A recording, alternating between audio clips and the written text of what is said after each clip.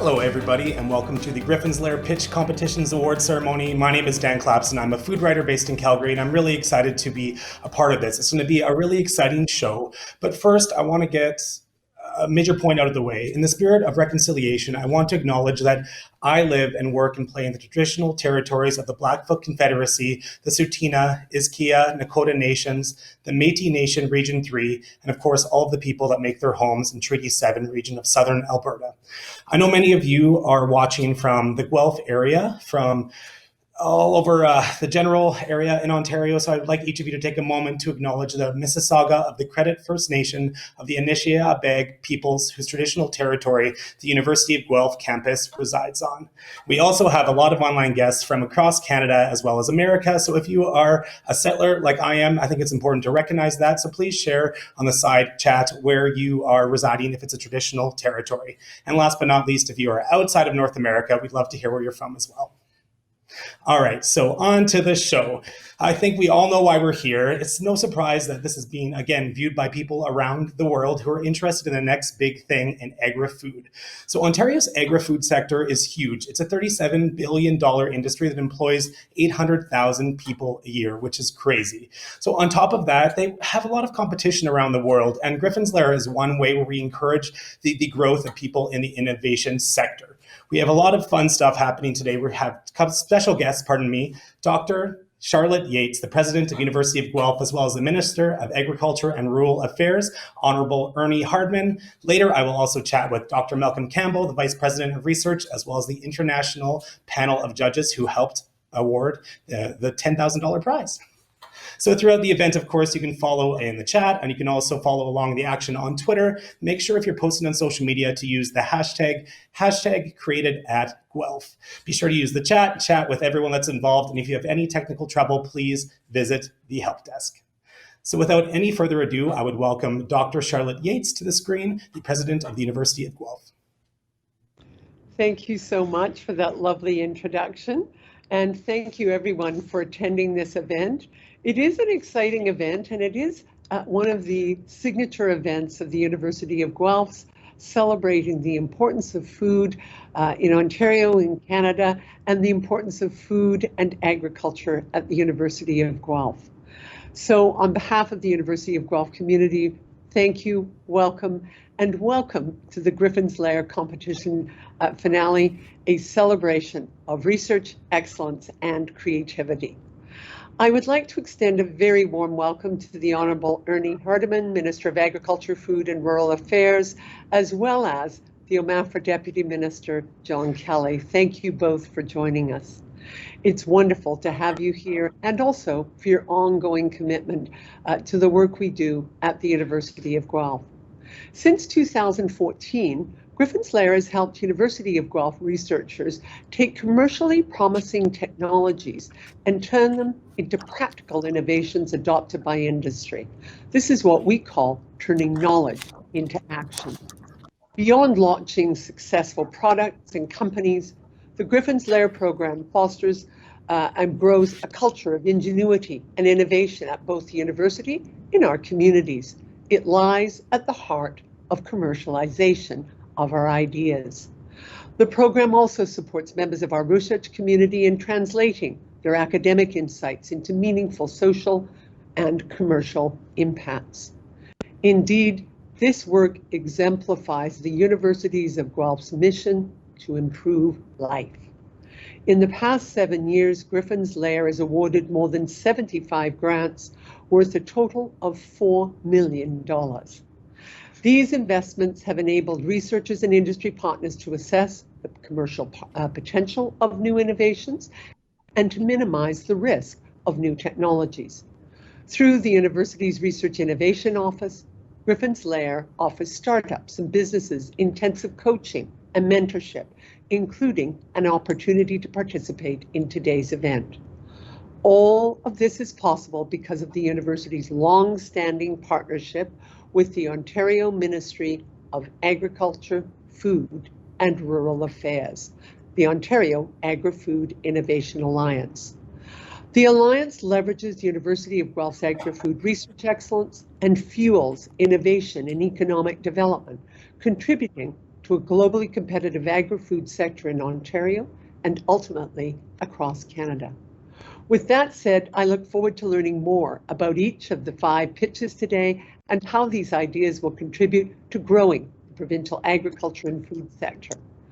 I wish you all the best of luck. It is now my great pleasure to introduce you to Minister Ernie Hardeman. Mr. Hardiman was appointed as the Minister of Agriculture, Food and Rural Affairs in 2018. He is both a collaborative partner with the university and a champion of Ontario's agriculture and food sector. We are so fortunate to call Mr. Hardiman our friend, and please welcome me in joining Mr. Hardiman.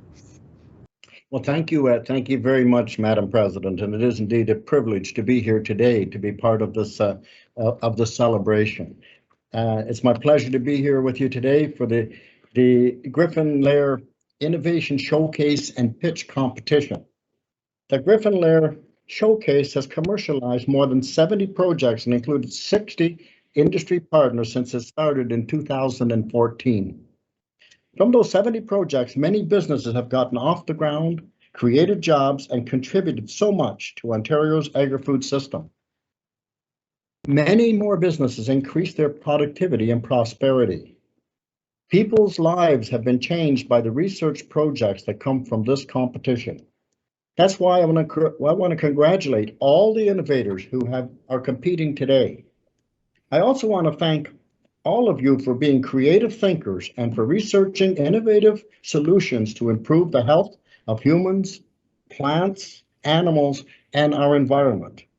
I also want to thank the University of Guelph for hosting this event, which will help these innovators bring these ideas to market. And I just want to also point out that the University of Guelph and the Ministry of Agriculture, Food and Rural Affairs, of course, work together, as the President just mentioned. And I think it's so important. The main function of our ministry is research and innovation. That's my job, to make sure that as agriculture and food exists and keeps feeding the public and the population, that we move forward with innovation and improvements so we can keep doing that into the future. The only opportunity that we can actually do that is with the partnership we have with the university, because in my office, we don't have much facilities for research. And so we very much appreciate working together with the university to do that research and innovation, to make us leaders in not only in our province, in Canada, but around the world in what we do to produce and create the best, highest quality food that one could get. So good luck to each team, and may today's win go to the most exciting pitch with the largest potential, the greatest potential rather than the largest, the greatest potential in Ontario. And thank you again. And I do want to say, I wish all the participants and congratulate each one for winning. And that's always the nice thing about being able to speak before the award is announced. So everybody's your friend. I am a politician, and I want to leave every meeting with being friends with everyone. So best luck to everyone, and I'm sure the best one will win. And I'm sure that will be each one of you. Thank you very much for having me, and I do have another meeting I have to attend to, so I want to wish you all well, and I do wish that I could be here to hear the pitches for it.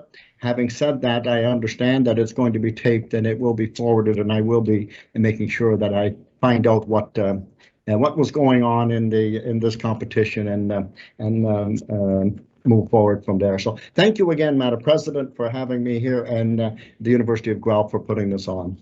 Have a great day. Thank you so much for those remarks, Minister Hardiman. I think it's a great takeaway. You know, you leave a meeting wanting to be friends with everybody. I really like that. But I think both Dr. Yates and the minister touched on a lot of important points about innovation. And as a food writer, when I go to a restaurant or I'm shopping at a grocery store, it really does come down to the innovations in the agri-food sector that help me decide, you know, what I'm eating and what I'm buying at the grocery store. So that's why I'm here, and that's why I'm interested. And to talk a little bit more about why programs like the Gryphons Lair really help to uplift these new innovators in this industry, I sat down with Dr. Malcolm Campbell a few days ago to chat about just his perspective on everything. And here's our chat. I hope you enjoy it as much as we did. So, Dr. Campbell, saying that this year is a little bit different for events such as Griffin's Lair is probably an overused statement. I feel like that's happened to most events this year. But because of the live stream, we're able to have an international audience for this, which feels really great.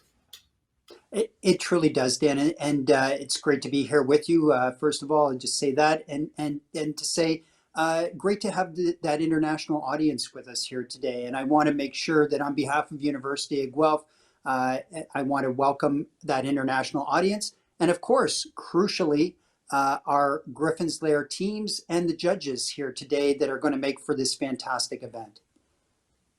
I can't wait to see how it all unfolds. But leading up to this event, social media, there was a lot of conversations happening, on Twitter and LinkedIn, really everywhere. Were you surprised to see the interaction with all of the innovations coming out of this competition?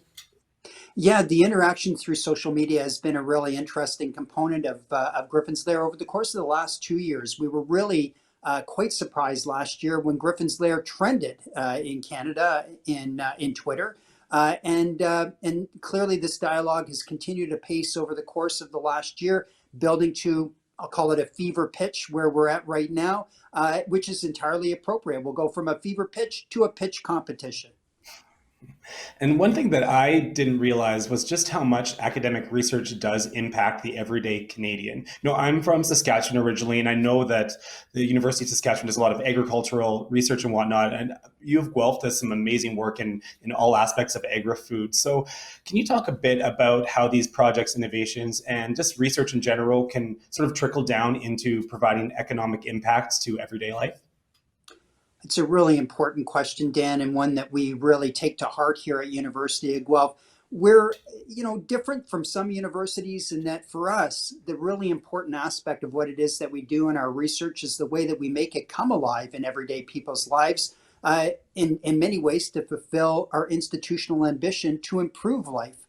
So what we have here across the board in all of our research, literally from fine art to physics, and as I say, all the F's in between, and I do know that physics doesn't start with an F, but all the subject matter that we cover, a lot in food and farming or food and agriculture, we are really mobilizing our knowledge outside the confines of academe, outside of the ivory tower, and making it come to life in everyday people's lives.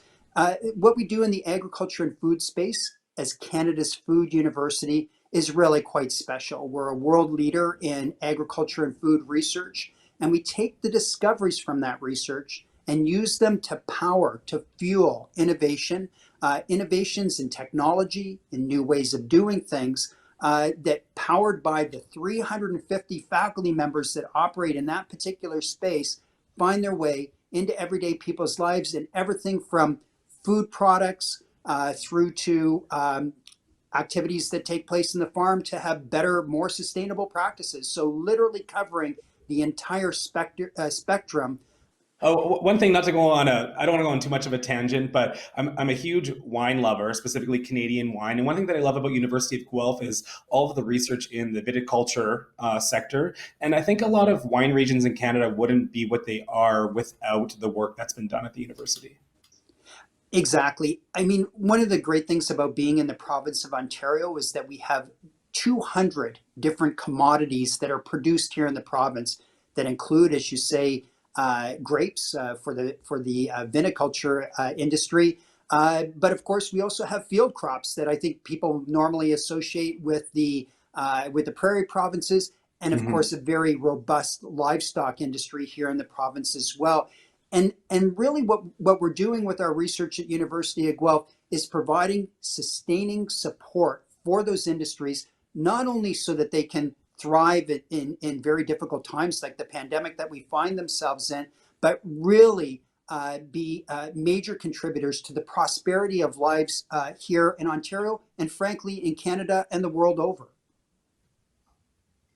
So in terms of everything that happens at University of Guelph in terms of agri-food research, is there any sort of, I don't know how to quantify this, but when they were making the vaccine for the pandemic, there was sort of, these races between all these research firms to launch the vaccine.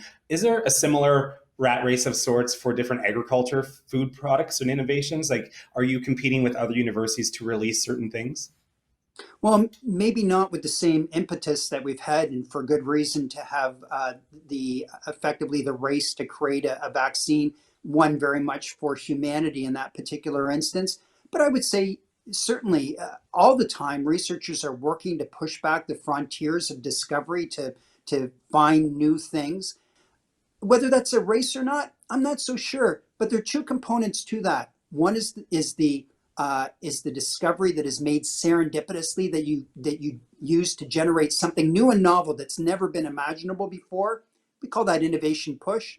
The flip side of that is that oftentimes we work together with companies that already have products in market, that are already generating revenue, to improve on those products, to create potentially new products with them, or to improve existing processes such that we're making those companies more competitive in the market, and or better able to take their product to market, really helping them in what's known as innovation pull. So pulling the innovation, the process of discovery out of the university to the benefit of those companies. It's the interplay between those two things, which is more partnership, I would say, than it is competition, or collaboration, maybe is a better way of framing it.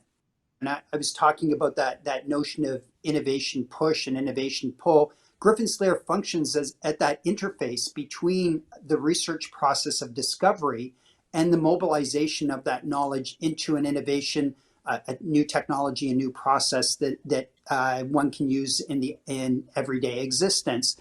And so what Gryphon's Lair is meant to do, as per its name, it alludes to Dragon's Den, of course. So our mascot is the Griffin, hence Gryphon's Lair.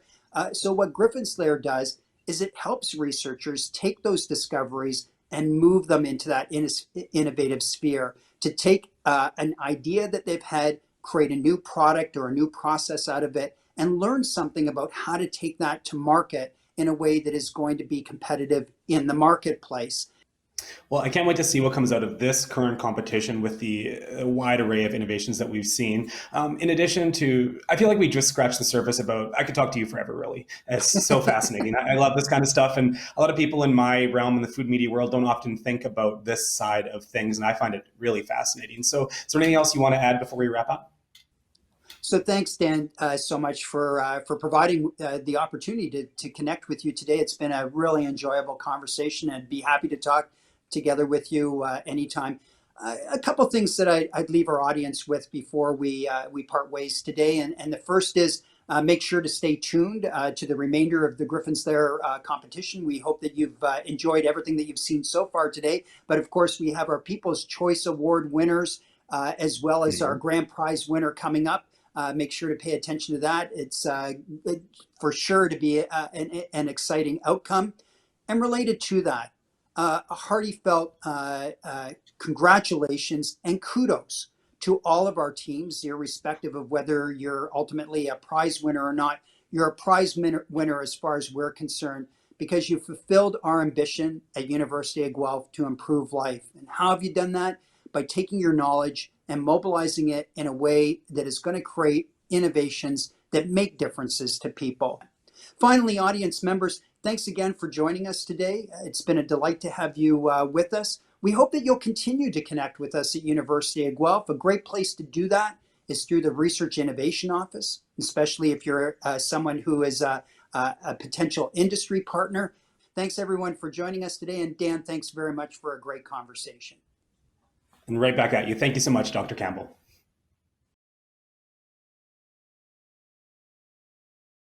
So as you've heard, there is a lot happening at the University of Guelph. And there was a lot happening last week too, as Innovation Week, the lead up to this competition and the awards. Obviously, there were hundreds of people on social media trying to find out a bit more about how research turns into innovation, and then how that affects us as consumers, more or less. So one of the highlights of the Research Innovation Festival was the release of the Gryphon's Lair pitches. So they were viewed hundreds of times and shared widely. If you missed them, you can view them either on the YouTube channel or on this platform as well after the show. But to catch you up, here's a quick little recap.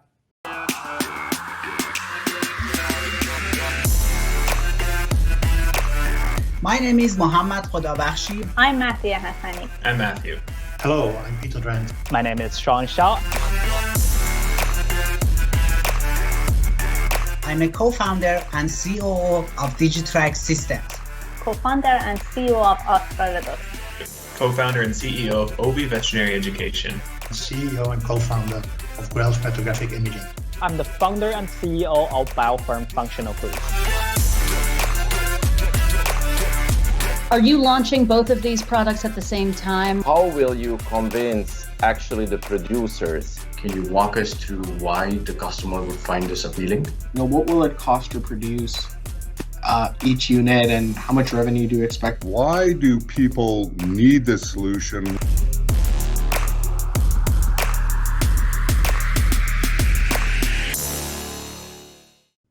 All right, as you can see, this competition has been more dynamic than ever. Voting for the People's Choice Award opened last Friday at 5 p.m. Eastern Standard Time and closed just 1 hour before this broadcast started. In total, there were 1,500 votes cast, and now we have a winner who's going to win $2,500 to invest in their business based on everyone's support.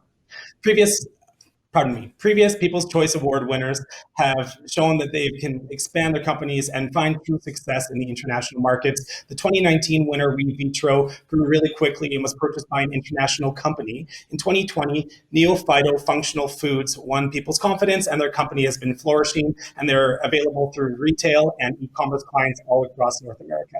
Very, very exciting. Oh, I got a text message from our behind-the-scenes manager, Kelly Ziegler, and the winner is Digitrack Systems Incorporated. That is amazing. I'm so excited. So this company, they are a consumer-centric service, a cloud-based software that connects manufacturers, distributors, and retailers in the food recall process.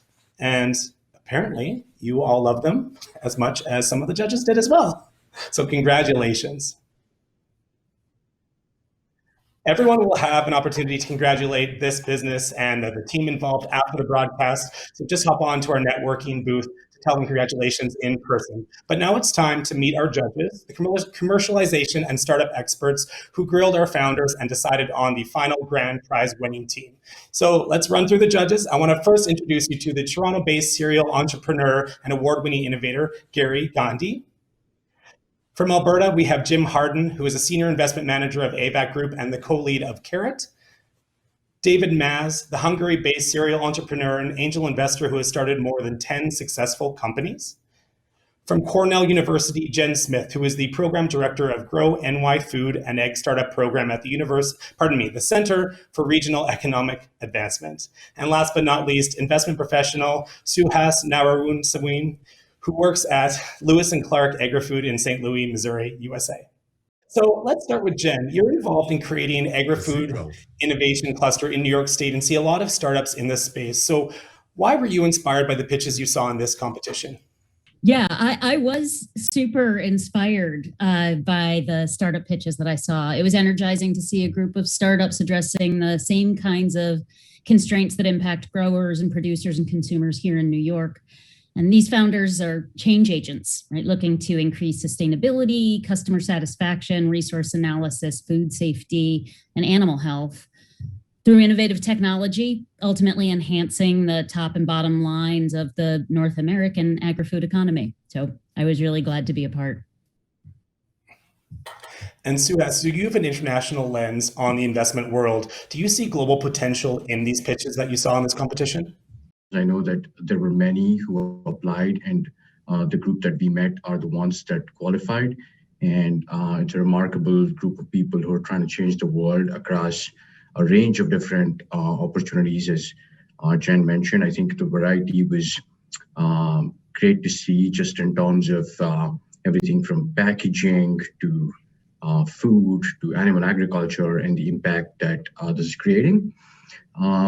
Just generally, as I think about the companies that I saw, and when I put an international lens on it, I see wide applicability across these opportunities, across a variety of geographies, which means that the market opportunity that all of these companies are going after are large and highly scalable. But as an investor, I think one of the things that we always tell our companies is find a small group of customers and make your product or service indispensable to those customers. Thank you so much for that insight. And Jim, so what signs are you looking for when you see potential companies trying to grow or find success in the international market? So with these pitches for Gryphons Lair specifically, were you looking for certain things to see if you could scale them to the point of being wildly successful?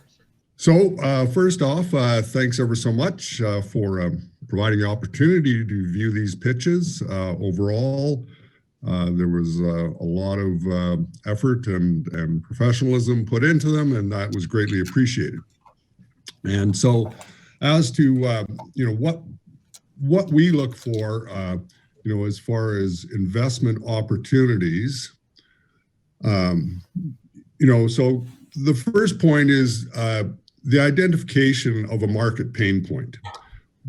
Would like to understand, exactly, why people need your solution. Then there's, the identification of your value proposition. How can you address that pain point? And, what is the value that you would bring to the potential, consumer or customer? And then the final piece is scalability, as mentioned by Suhas.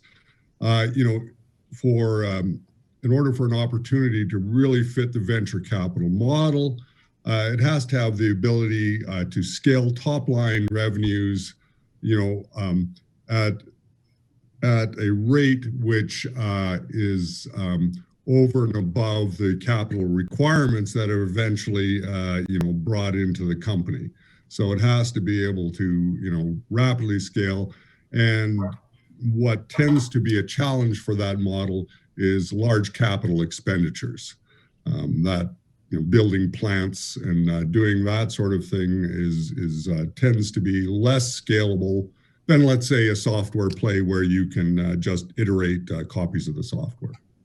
So I think there's been a lot of anticipation, a bit of tension built up over the last little bit. There are 5 teams that are really waiting to hear if they've won the big prize, $10,000, to help their company grow. So I think the suspense has lasted long enough. It's time to announce the winner of the 2021 Gryphons Lair Innovation Competition. And if I can get a drum roll from all of you out there, tap our drums. The winner is Obi Veterinary. Congratulations, very exciting. Thank you. This is incredible. And I just want to thank all the judges for really believing in OB veterinary education. We truly believe that changing the way vets complete their continuing education has a positive ripple effect on the level of care that they can provide their patients as well as themselves. And a big thank you to everyone at Gryphons Lair and Accelerator Guelph. So what will the $10,000 do for your company and your team in general? The $10,000 prize is an incredible boost to our company. I hope everyone here has watched our pitch, and having just launched in January and scaling our content rapidly, this will allow us to really reach more veterinarians and provide content that they want to learn and that they need to succeed in their job. So we're looking forward to getting back to work and using this content, using this money to really build out our content base, get back to work to help veterinarians practice the best medicine and be a true force for good in the industry. I'm curious to hear from some of the judges now. David, why did you feel as though this team deserved the $10,000 grand prize? So Matthew and the team not only have worked out the details of this project and articulated it very well during the pitch and the Q&A, but I want to highlight one thing which the judges discussed. They have built a platform, they have already created content, and they went early on to the market space, got real customers and got their very good feedback, and that's what really impressed us. And Harry, if you can hear me, what set this team apart from the others when you and the judges were deciding on who to pick as the winner?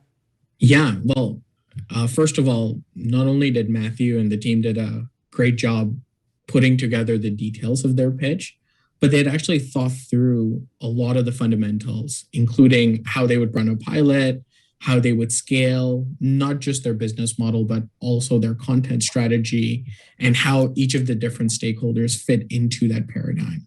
So not only was it well presented, which obviously a pitch is, but there was a very, very good amount of thought put behind each of the things that it takes to build a successful business in this space. So it's been great seeing Matthew just within the short period of time that we got to know him go so deep and so quickly and be able to articulate that at the level that he did was fascinating. And I think that's why kudos off. My hat goes off to you for doing such an amazing job. Well, congratulations again to Matthew, his team at OB Veterinary, and also to the judges for lending their insight for this competition. You know, it's really exciting to see all 5 pitches from all the teams, so much talent coming out of the University of Guelph. I think it was really amazing. Congratulations to both of the winning teams today. A People's Choice Award went to Digitrack Systems Incorporated, and they also won $2,500. And again, the grand prize winners, OB Veterinary. This has been a fun time. It's not a live stream without a few hiccups, so that's just the pandemic life that we're living this day. Again, after this, you can join the networking rooms to chat with all the different teams, the winners, the judges, and just have some more conversations about innovation, because that's what today is all about, as well as the Innovation Week at the University of Guelph. Now is a great time to check out other great content on the research innovation side, available in the on-demand section of the platform. And after the credits roll, you'll be able to watch all of the winning pitch videos to get a better feel for each team yourself. If you've enjoyed this event as much as I have, definitely post on social using the hashtag #CreatedAtGuelph. I'm Dan Clapson. You can find out more about me on social media at Dan's Good Side or on my website, eatnorth.com. Thanks so much for watching.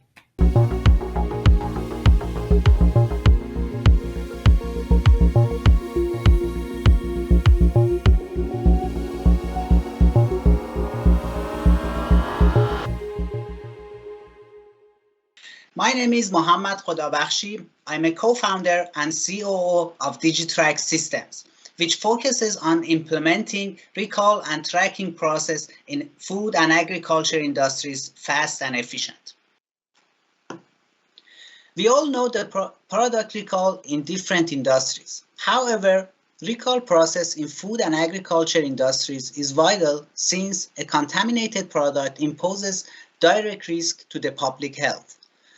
Based on CFIA reports, there are more than 2,000 concerning food safety issues, more than 3,000 investigation cases, and 440 recall events per year in Canada. According to a survey of Grocery Manufacturers Association out of the US, 81% deemed the financial risk from a recall event either significant or catastrophic. 58% experienced a product recall event in the last 5 years. 77% estimated the financial impact from a recall event to be up to $30 million, and 23% reported even higher costs. However, the damage to a brand reputation can be the most extreme impact of the recall event. The recall process followed by most of the manufacturers and distributors is implemented by traditional means such as telephone calls, fax, or emails, which is not fast and efficient enough, and it is hard to get a communication confirmation. This is even more problematic for the end consumers. The only ways to be informed about a new released recall event is either via news or visiting CFIA-related websites, which most of the times is not a timely procedure. This is where Digitrack Systems solution becomes very valuable. Digitrack Systems provides an exclusive cloud-based platform to connect all the touch points from the manufacturer to the end consumer, which makes the entire recall process fast and efficient. In addition, the platform employs an artificial intelligence technology to instantly notify the end consumer. The cloud-based platform gives the ability to manufacturers and distributors to upload their product information, then manage their supply chain, visually track their product, and in case of a recall event, implement the procedure in a timely and efficient manner and get the final report in a short time. The end consumers are able to send a picture of their product to the platform using text message. The image is processed using a machine learning technology and sent them all the essential information about the product. In addition, in case of a recall event from that specific brand, the end consumer will receive a notification text. We have competition in the market. However, Digitrack Systems is leading an artificial intelligence and machine learning technology expedition focused on digital transformation of recall and tracking process in food and agriculture industries, and also provides services to the end consumers, and this makes us different. Our revenue model is subscription-based for manufacturers and distributors and free for the end consumers to help improving the public health. The idea originated in May 2020. Started the collaboration with Accelerator Guelph in August 2020. We were accepted by Queen's Innovation Program in November 2020 and currently working on the business model. Accepted by Waterloo Accelerator Center in February 2021 and currently working on the digital and artificial intelligence product. We are hoping to start developing the first MVP using the 10K prize from the pitch. I am Mohammad Radhabashi, co-founder and chief operating officer of Digitrack Systems. The other co-founder is Hessam Hassan Nejad as the chief executive officer, and the third co-founder is Amir Namavar as the chief technology officer. Thank you for giving me the opportunity to present Digitrack Systems. Now, Mohammad, the recalls that your technology addresses represent a really terrifying reality for everybody involved in the agri-food system, not to speak of the consumers, the end consumers. How are you going to engage consumers with your product, with the platform, and how are you going to encourage them to participate? Yeah, that's a great question, actually. As you know, people already have concerns about the products that they buy every day. And they are reporting every day to CFIA about safety issues, concerning issues. So I think that people already need that. And also we are going to use some online marketing about that and advertising for that. But if people know that, they will get very important information about the product in addition to the recall notification. I think actually we think that they will use the platform. Thanks. Thanks, Mohammed. Now look at the other end of the story. I understand that you thought about the technology, but how will you convince actually the producers that they entrust their data and put it into your cloud? Yeah, actually, the platform is exclusive. They will have their own profile. Nobody else will use will have access to their data, and also they are already using some traditional systems to do that. So they will not add more information than what they have already. So if they are worried about their brand reputation and also the financial damage that a recall event can cause them, they will be convinced to use the platform and upload their information. And the information is not that a comprehensive information about the product. So we believe that they need to use that. And a quick follow-on on that. Many companies obviously are using their own systems to track that. And you said it's going to be easy and not extra work for them. So will you provide an interface to connect to those systems, or what's the technical plan here?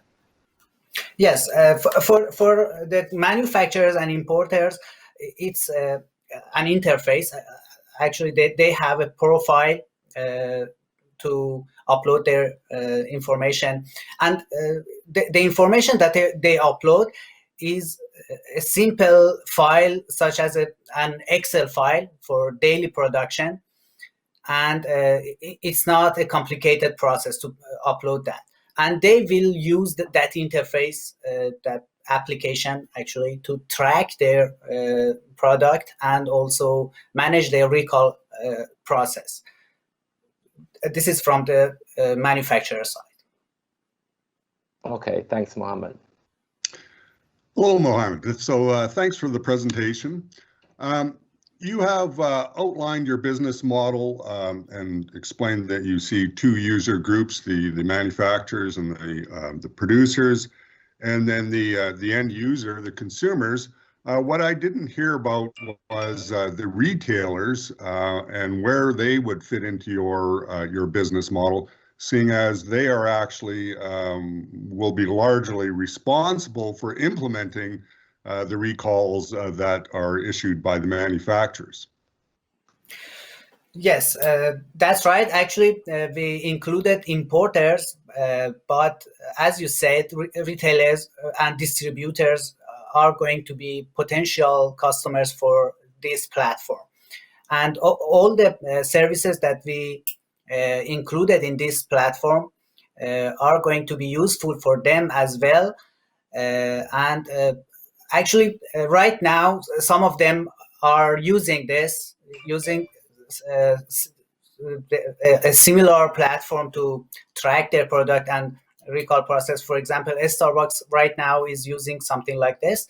And yes, that's correct. And distributors and retailers are also potential customers for Digitrack systems. Okay, thank you. Hi, Mohammed. One of the things that you mentioned as a differentiator is machine learning. What exactly will machine learning enable you to do in terms of providing a better consumer experience? Yeah, as I mentioned in the presentation, the end consumers have the option to upload an image of their product that they bought, and then image processing is what the technology will do for us to process the image and find the brand of that product, or the end consumer can only actually upload their QR code. So the machine learning part will work on image processing mostly.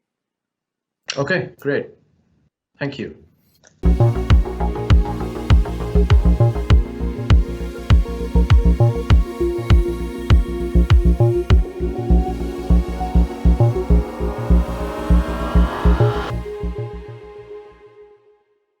Hi, I'm Matthew, co-founder and CEO of OB Veterinary Education, and I'm very excited to share our growing online education platform with you today.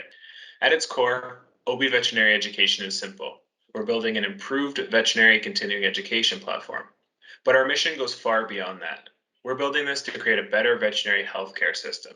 And with better pet care comes improved animal health outcomes across companion animals, large animal, and agribusiness. We're also empowering veterinarians to succeed at work and prioritize their well-being. To understand our platform and the role OB is playing in the lives of veterinarians, let's look at what it's like to be a vet in 2021. It's important to remember that the job is much more than spending each day with kittens, puppies, and horses. The reality is that vets are busier than ever and face increasing demands for the highest quality of care from clients. In addition, barriers to specialist care often mean general practice veterinarians are providing an increased level of care for multiple species. These demands and other contributing factors have led to an observable decline in the well-being of veterinarians. Many vets feel overwhelmed, and studies have shown that veterinary professionals experience higher than average rates of mental health-related issues. It is in this context that vets complete their annual continuing education to maintain their accreditation, currently only available in inefficient formats. For many, fitting this into their busy schedules is an afterthought. While these are large problems that will take the collaboration across the industry to solve, By empowering veterinarians through education, we can be a force for good in the industry. OBI is the first dedicated veterinary microlearning platform. That means our lessons are never more than 5 minutes and focused on key learning objectives to help improve retention. We've gamified the learning experience to reinforce positive behaviors and provide a continual sense of achievement. We've also taken great care in designing a platform that is easy to use, searchable, and loaded with free resources. Our research estimates there are about 2 million veterinarians globally. If we break this down a bit further, there are 127,000 registered veterinarians in Canada and the US. This is where we are focusing our efforts right now, as continuing education in both of these markets is accredited by the American Association of Veterinary State Boards. The market also skews younger, as nearly 40% of North American vets are technology natives and need responsive platforms that meet their expectations. On average, veterinarians spend over $1,000 a year on continuing education, indicating that over $130 million are spent each year on veterinary continuing education in Canada and the US alone. We are currently in the initial steps of our growth strategy as we focus on growing our user base, providing proof of concept for microlearning, and finding product market fit. Our revenue streams include course and subscription sales, as well as clinical memberships and advertising. We have forecasted this initial growth period to take between 18 and 24 months as we grow to host 100 hours of content. Our growth targets include reaching 2,500 total users and 1,000 paid subscribers. Through subscriptions and advertising, we expect to reach $300,000 in annual recurring revenue.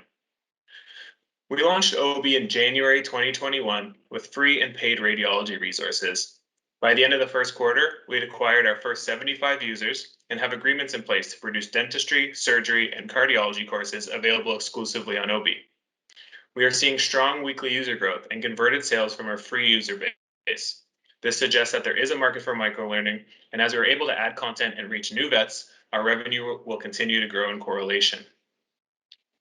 We are currently focused on growing our course library, digital marketing, and developing an iOS and Android mobile app. In addition to funding today, we are also looking to meet and work with veterinary specialists interested in joining OBI. We partner with specialists to ensure they retain the rights to their intellectual property and are paid in perpetuity. Veterinarians looking to improve the way they complete their CE, corporate partnerships with clinics and advertisers, as well as content creators for our social media accounts, blog, and newsletter.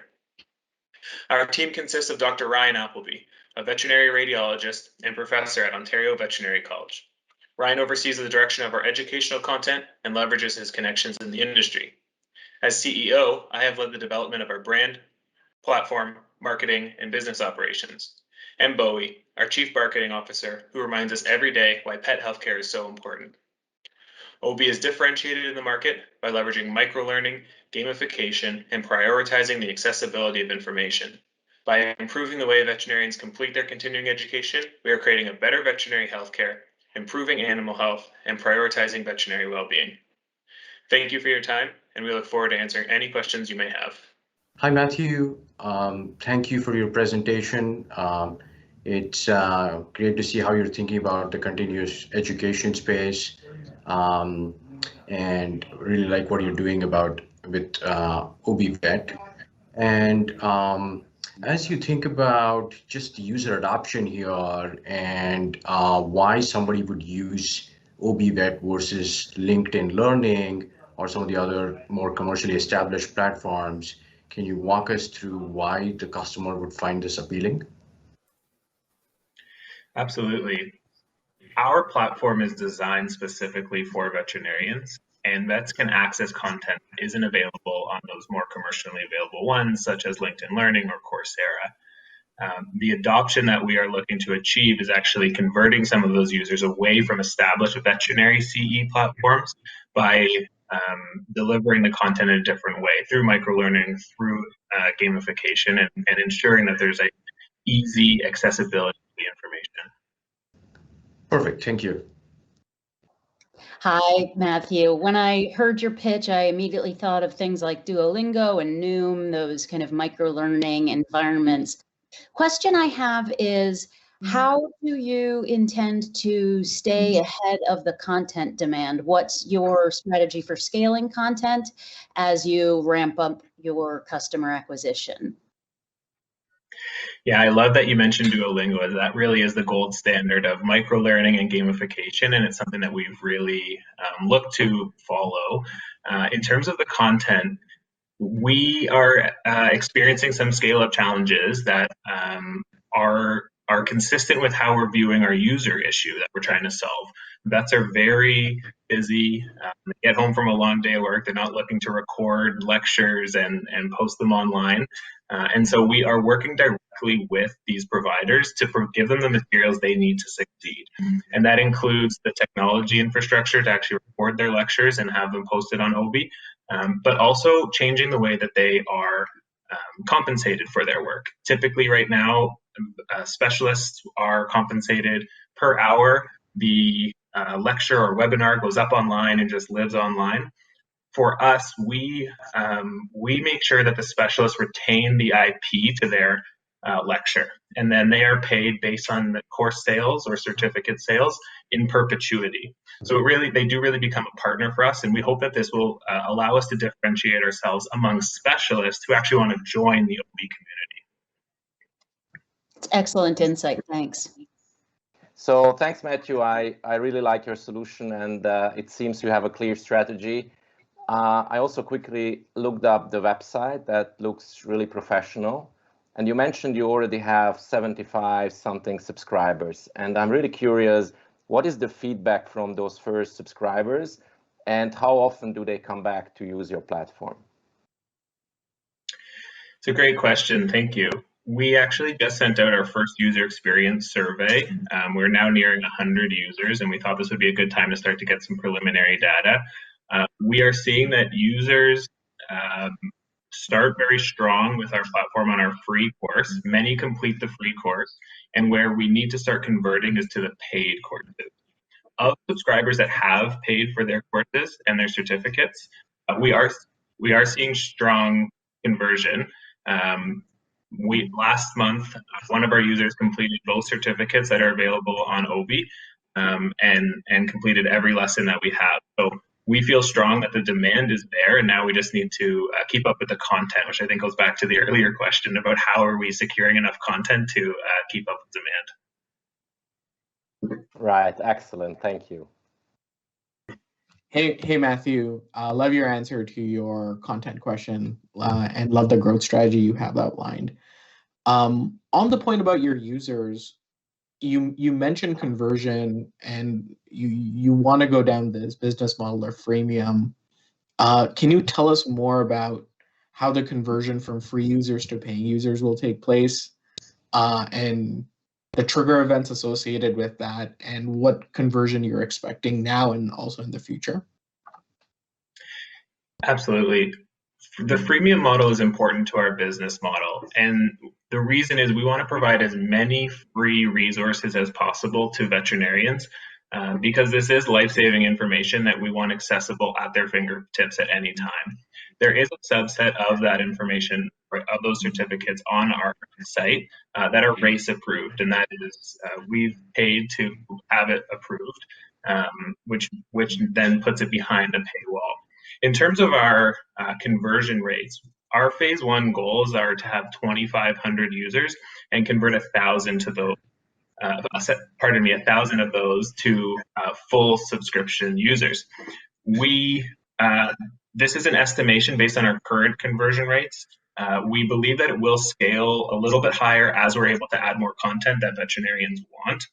Right now, we only have radiology on the platform. So if we think about the slice of the market that we're actually reaching, it's only North American vets looking for RACE-approved continuing education, willing to try microlearning, and interested in radiology. So it's actually quite narrow.